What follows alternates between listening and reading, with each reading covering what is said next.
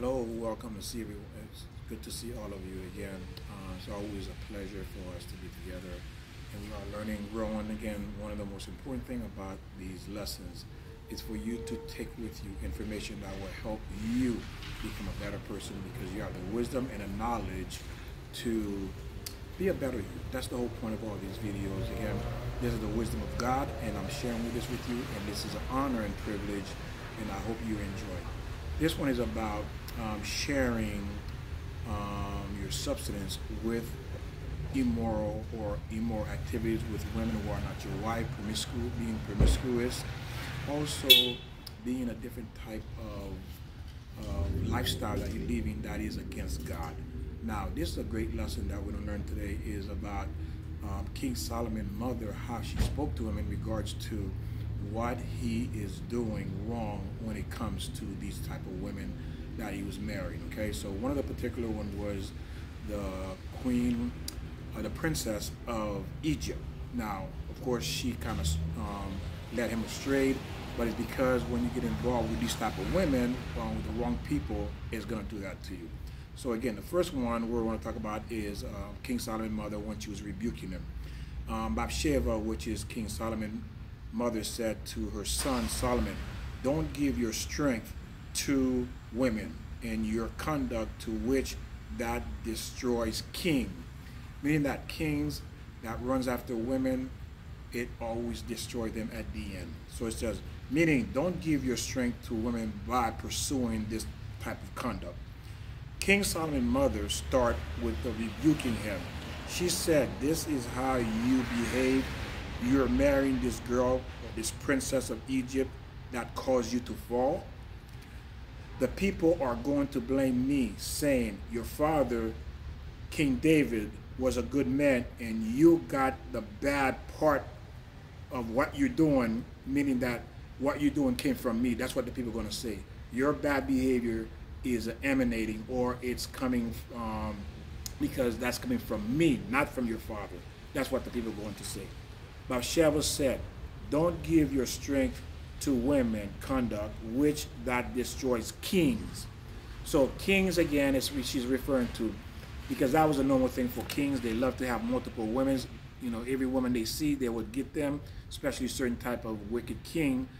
Their whole job was they would assign people that would go out, or his minion, if you will, that would go out in the prowl looking for beautiful women to bring them back to his palace, and he would be intimate with these women. And that was the behavior of kings. Now, meaning, give your strength to women by pursuing this immoral behavior with them. That's what it's saying. You're giving your strength to women by pursuing this immoral behavior with them. Because women will carry you off your mind. If you constantly with women and women of the night, which is a prostitute is referring to, you have to pay for them is irrelevant. Whether you have to pay for these women or not, it's irrelevant if you are with women who are not your wife. Many times men don't realize these women of the night could be demons they are with. There was one particular incident where there was a man who thought he was with a prostitute to find out that she was a demon. Created a lot of damage. This demon created a lot of damage in his life.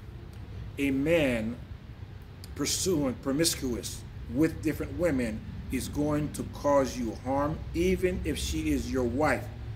Contain yourself, okay? Contain yourself, because each time you are with her, you're giving her your strength. So every time a man is with a woman and he emits seed, he's giving the woman his strength. Not only his strength, there's much more you're giving than just your strength. Simply excessive, you're going to lose your strength, your health, and your life. This is what it's saying, okay? These are things that's taking place. Now, Bathsheba said to King Solomon, even before the health and life is lost, the joy of life itself will be lost through this process, okay? The joy of life will be lost through this process. Why? Because when you are constantly with women, your mind is constantly on that. You can't be productive. That's what your mind is on. You can't think about Torah can't think about work, can't think about anything else except women. None of these people who chase women end up with a good life. Divorce, decrease, disease, all type of adultery, all type of problem. You will never meet a promiscuous person ever had a good life. The two are simply the opposite. Solomon's mother said, don't give your strength to women because they will carry it off with your mind. Proverbs chapter 29, verse 3, the companion of prostitute will lose a fortune. Think about it.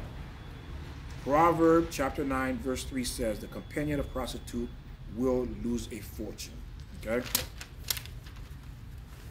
Now, don't conduct yourself because you will lose all your money. If you are promiscuous, at one point you will be broke. It may not be right now, but if you continue this behavior, eventually you will end up broke. You know, you ever seen people who, some of you probably know that, there are men who run around with many women and eventually they end up being broke. Why? Because they took the money, okay? Not just the money, the spiritual substance that was supposed to go to you ends up going to these women, meaning that the blessing the man was supposed to receive through all these multiple relationship, all these blessings simply left with these women when he was done. That's what it means. So, meaning that he becomes spiritually poor and he loses the blessing, and physically poor because also he loses the material that he does have, the money that he does possess at this time.